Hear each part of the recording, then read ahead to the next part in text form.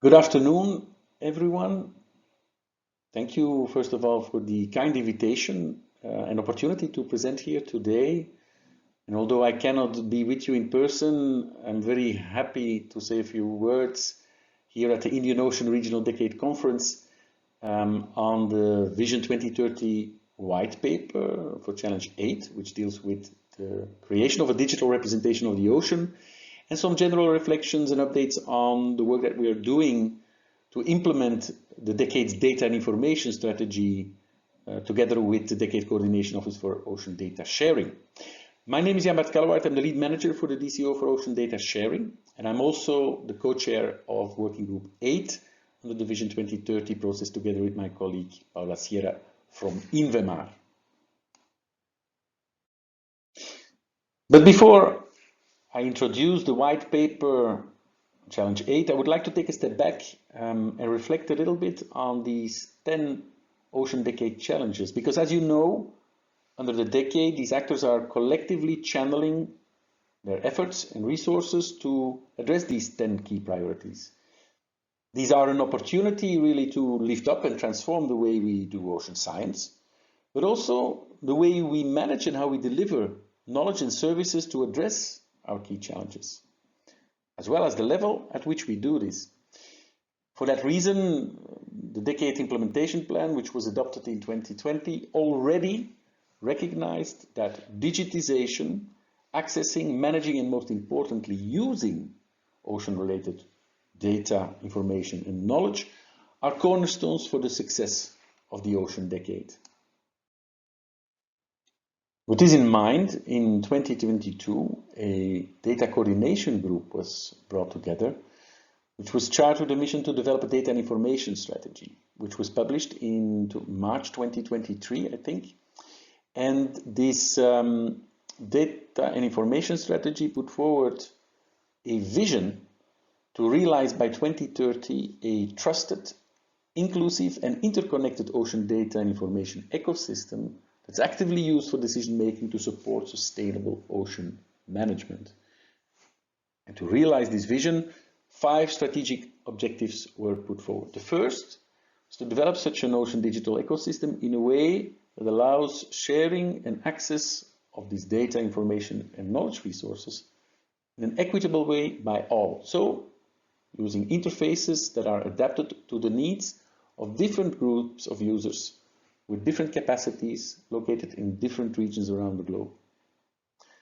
Strategic Objective 2 and 3 deal with improving data and information discovery and usability and building trust in data and information shared across the digital ecosystem.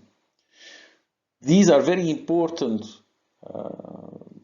requirements. We need to have trust, we need to know where the data comes from, the provenance, clear metadata, terms of use. So basically implementing the fair data principles, making the data findable, interoperable, accessible, and reusable. The fourth objective deals with the prioritization of digital solutions supporting decisions for sustainable ocean management. So this deals with co-design and co-development of digital solutions with the users closely involved in the whole process. The fifth strategic objective deals with people, expanding, empowering, and mobilizing global communities, building the capacity to advance and also motivate people to maintain the digital ecosystem as we evolve in the decade. On the right-hand side, you can see the QR code where you can download the strategy. Now, the Ocean Decade is really about developing science-based solutions involving the delivery of knowledge and information to decision makers at the right time. For these solutions to work, they need to be underpinned by the necessary infrastructure, data and information collection, management, sharing, and use. So the 4 key components of the digital ecosystem that are required to develop end-user applications involve ocean observing and data collection, data management and sharing, analytics, modeling, and prediction. With every endorsed Ocean Decade program and project, we'll aim to develop such solutions, and we need to make sure that the digital ecosystems that underpin these are not ending up as floating icebergs that are not interconnected and that do not exchange data, information, and knowledge between them.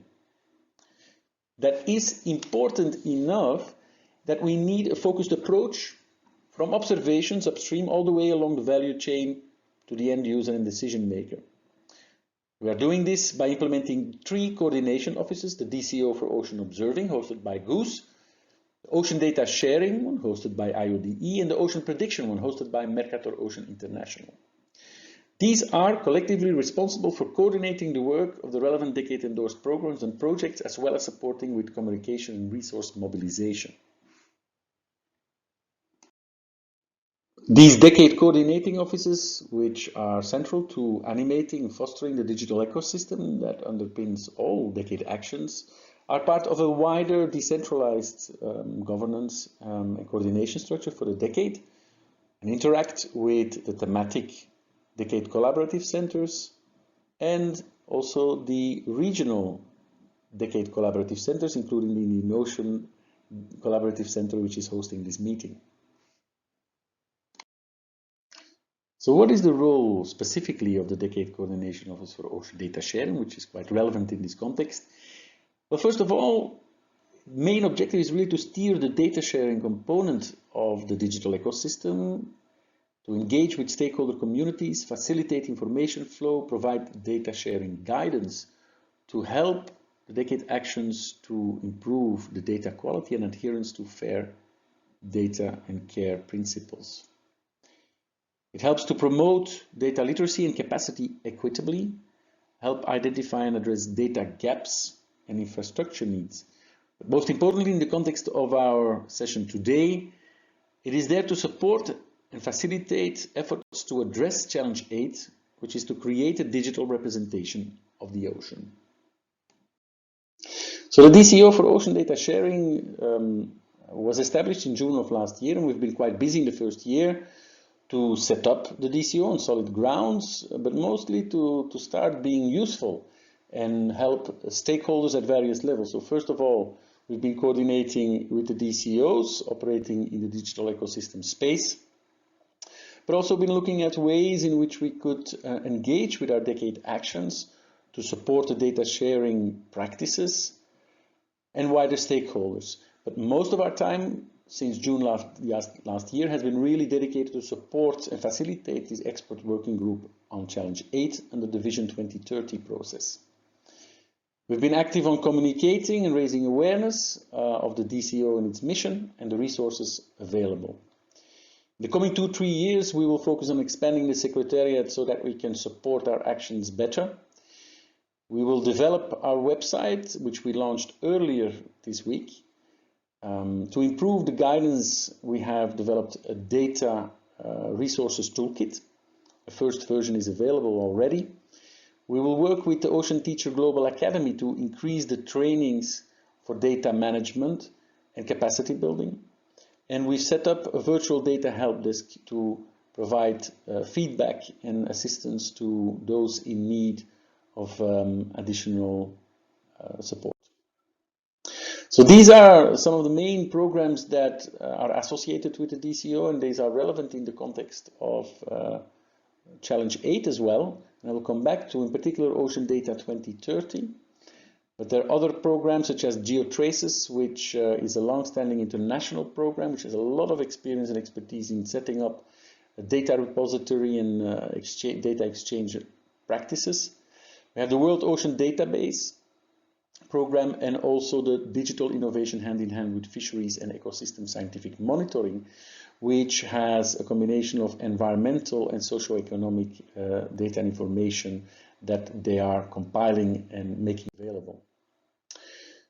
So it's really a great pleasure to announce the new website of the DCO for Ocean Data Sharing, which was launched on Wednesday.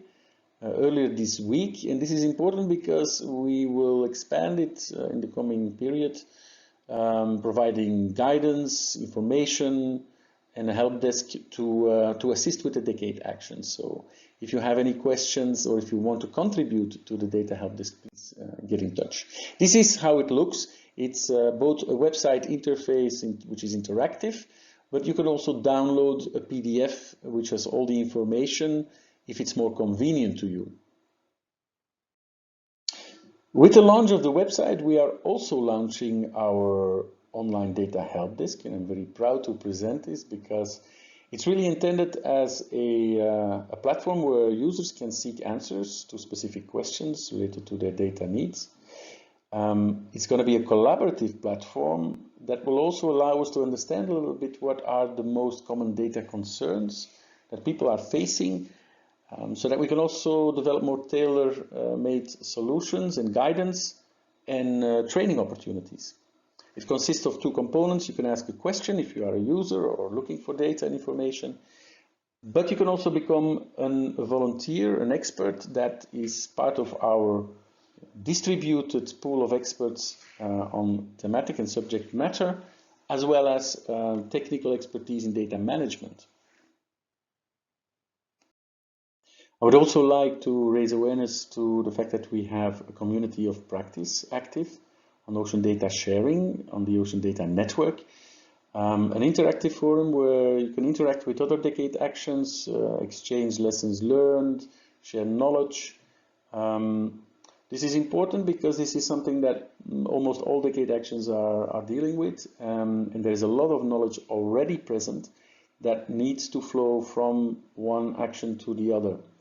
And it's really this collaborative spirit that we want to evoke, and we warmly invite and welcome all of those interested to join and take active part. Then to give you a heads up, for those of you who are working on Ocean Decade Actions, very soon you will be receiving a survey with a semi-structured questionnaire where we will try to gather some insights from all of you to better understand the challenges that you are facing, to find and use, as well as share information, data and knowledge, to identify as well where we can support even better in the future. It covers the full marine knowledge value chain from data collection, sharing, accessibility, interoperability, and the use of data. But more importantly, in the context of today's session, and now we're really arriving at the core of the topic of today, over the last 6 months, we've been working very actively together with a group of experts that has been working to draft a white paper that will be presented at the Barcelona Ocean Decade Conference in April later this year. And that has been dealing with setting the strategic ambitions for Challenge8, which deals with the creation of a digital representation of the ocean. And as for all other working groups under the Vision 2030 process, our group has been working really to try and define and specify a bit more concretely what success would look like for this particular Ocean Decade Challenge at the end of the Ocean Decade by 2030, and also define the milestone targets that we need to achieve through the decade to be on the path to this success. This huge effort involves 10 working groups, each addressing one particular challenge, that have been working not independently alone. We've had regular coordination meetings between the co-chairs of these different working groups, but it involves a massive gathering of experts from many different countries, more than 50 countries, and more than 150 experts in total. And all of the working groups were charged with developing a white paper with a similar layout, consisting of an executive summary, short, an introduction, and then the most important part, the strategic ambition setting, and a series of milestones and indicators to track and monitor progress to reach these strategic targets.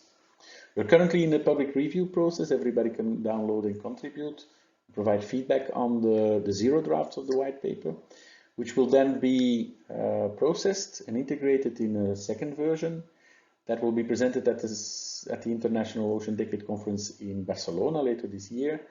Afterwards, it will be consolidated in development of the operational plan to implement and operationalize the strategic ambition for each of these challenges. So let's have a closer look at Ocean Decade Challenge 8 then. what do we really mean by the creation of an adaptive and dynamic digital representation of the ocean with the aim to enhance decision-making and support sustainable ocean management?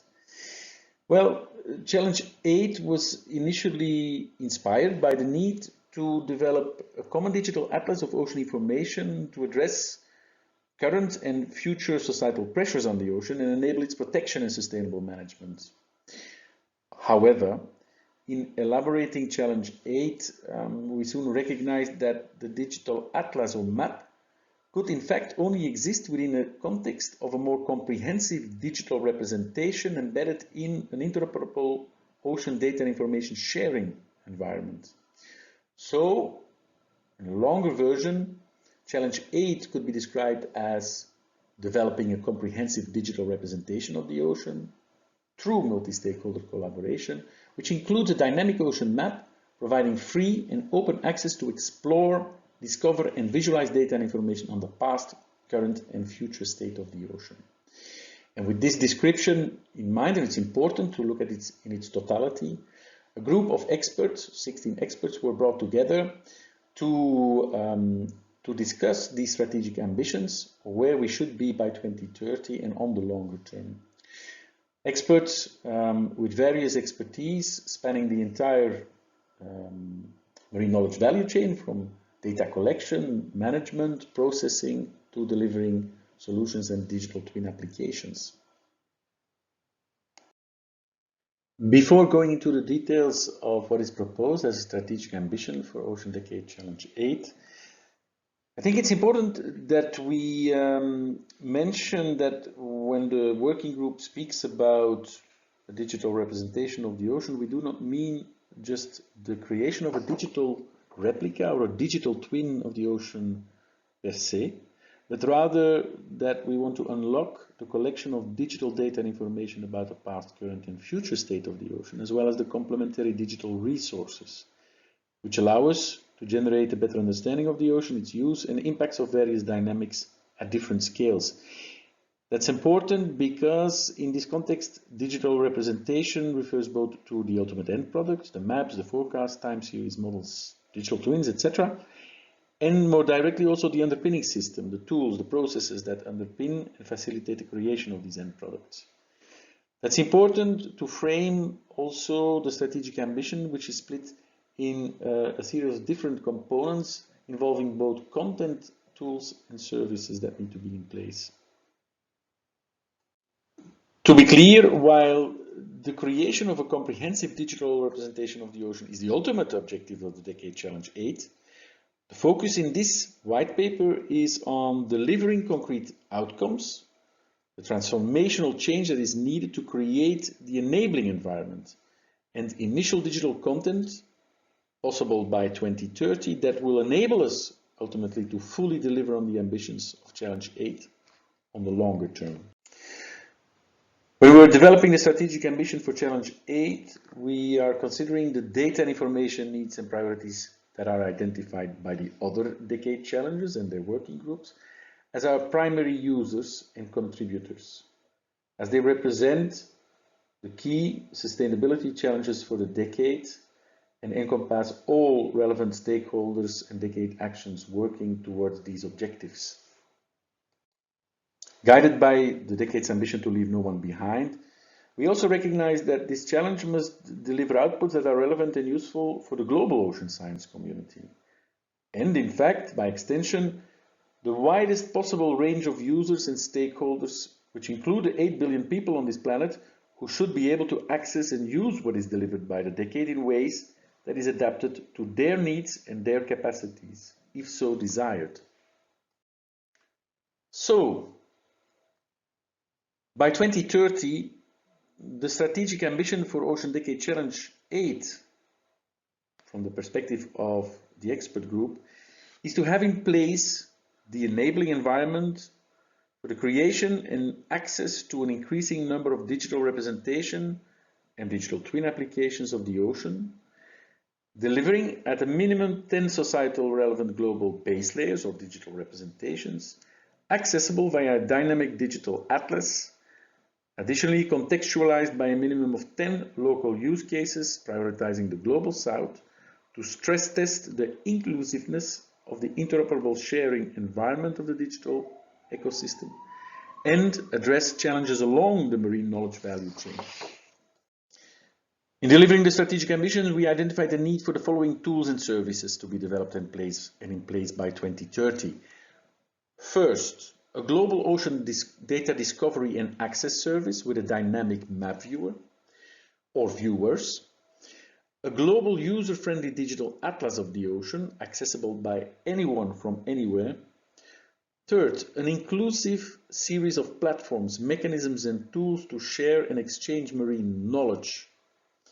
4, an ocean data help desk and data ingestion service to help those who are collecting data or holding data but do not know where to share them. Facilities, that's number 5, and resources for capacity development and training to improve digital literacy. And 6, a transparent process guiding the development of global consensus base layers. Hereby, we strongly recommend that any approach to meeting these challenges should include a roadmap and timeline to broadening digital representation of currently underrepresented data sources and types. Considering the CARE principles, the roadmap should be developed with indigenous groups who own and are represented by the data in question.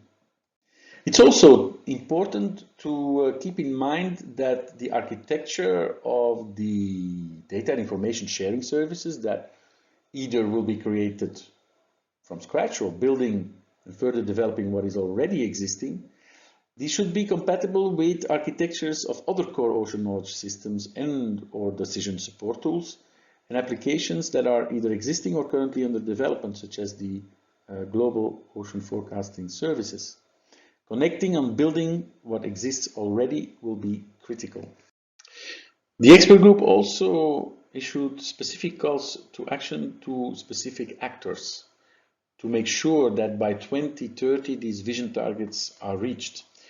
For example, we call for the Decade Data Strategy Implementation Group to clearly delineate the specific tools and their technical infrastructure design and further development steps necessary to deliver the required ocean data discovery and access service. We're also calling for the members of the global community of practice on digital coastal and marine atlases to further work out and define the functionality of the envisaged global atlas, to cost it and recommend it as a decade program to further develop it. Exploring also existing infrastructures developed by the private sector that could be adapted.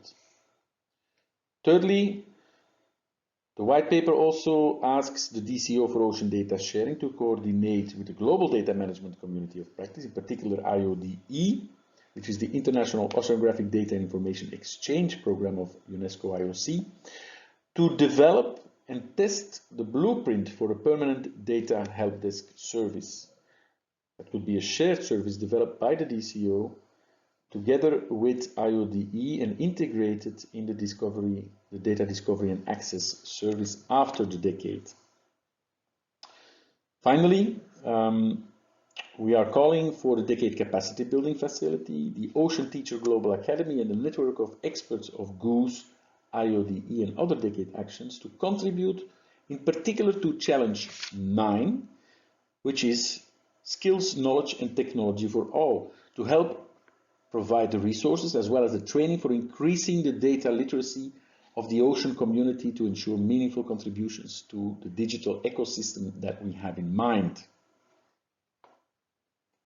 In terms of the content, these 10 global base layers and 10 local case studies are really the minimum viable products and outcomes that we want to have. There can be many more. In any way, we also recognize that there will be a need for having guiding principles to underpin these consensus building processes and products. And we call for having an expert group beyond the delivery of the white paper as a sort of independent expert group to oversee the identification and selection of base layers and local case studies, but also to act as custodians of the consensus building process to oversee the development and implementation of these guiding principles by the communities of practice developing data layers and working on use cases. We also recommend this group to oversee the progress made overall to achieving the ambition and the vision targets of Challenge 8 using the milestones and KPIs defined. And these pictures give you a little bit of an overview of the whole process towards the strategic ambition setting, and where we started with defining our users, what they need, and then leading us to concrete proposals, both in terms of content and digital services required. So starting with who our users are, I think I mentioned already, we are underpinning all of the other decade challenges in a way, which means that all the other challenges and the decade actions working towards those are our customers or our users. These have various levels of understanding and capacities and capabilities to both share and find and use and manage digital resources. So whatever their background and capacities are, what they all need is easy access to ocean data and information. They need tools and services for accessing and sharing data and information and knowledge. And that led us to these 5 digital service needs and digital content needs as a starting point to work towards the comprehensive digital representation of the ocean that we ultimately want to achieve. It's also important to recognize that the envisaged tools and services either do not yet exist, or exist only partly as prototypes or concepts, or are not yet operational, or do not operate at the scale and level needed. So a lot of effort and resources will still be needed to develop them into fully operational status.